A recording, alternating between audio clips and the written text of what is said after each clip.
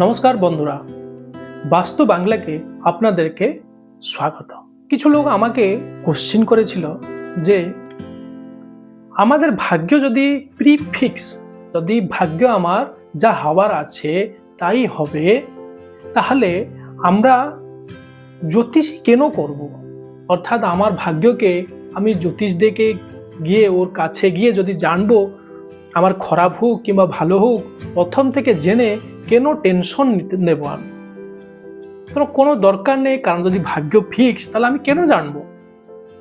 তো ওনাকে আমি বলছি যে আমাদের সবাই ভাগ্য ফিক্স, কিন্তু পজিটিভ আর নেগেটিভ দুটো ফল আছে, শুভ আর অশুভ দুটো ফল। যখন শুভ ফলে আপনি কোনো ধরনের চিন্তা আপনার মাথায় ঢুকে না, সেই রকম যখন আপনার অশুভ সময় আসে বা অশুভ কিছু হয়, তখন আপনি খুঁজবেন যে ইয়ার প্রতিকার কি, কেন হচ্ছে।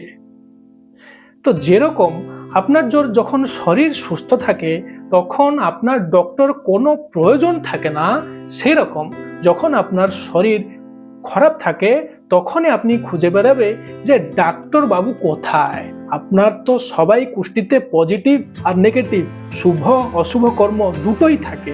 যখন অশুভ কর্ম আসে তখন যদি ভালো একটা জ্যোতিষীকে কাছে গিয়ে আপনি জানতে পারবেন আর তার থেকে প্রতিকার নিতে পারবেন, তাহলে আপনার অশুভটা, তার মানে বেশি যদি অশুভ থাকে তখন আপনার অশুভ তো হবে, যেহেতু আপনার কর্ম আর ভাগ্য যা লেখা আছে ওইটা হবে, কিন্তু ওটাকে অনেক কিছু কম করে দিতে পারে। যদি 100% থাকে তাহলে ওটা 80% কমে দিতে পারে, 20% হবেই হবে, আপনার ভোগ করতেই হবে।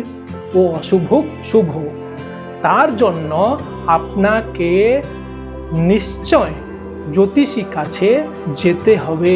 যেরকম আপনার শরীর খারাপ হলে আপনি ডক্টর কাছে যাচ্ছেন, সেরকম জ্যোতিষী কাছে তখন যাবে যখন আপনার খারাপ হবে, আপনার সময় যখন খারাপ চলবে তখন জ্যোতিষ পাশে গেলে আপনি যখন জানবেন যে এই জিনিসটা হচ্ছে, এই গ্রহটা চলছে, তার জন্য অসুবিধা হচ্ছে, তার জন্য প্রতিকার নিয়ে আপনি অশুভ কর্মকে অনেকটা কম করতে পারবেন।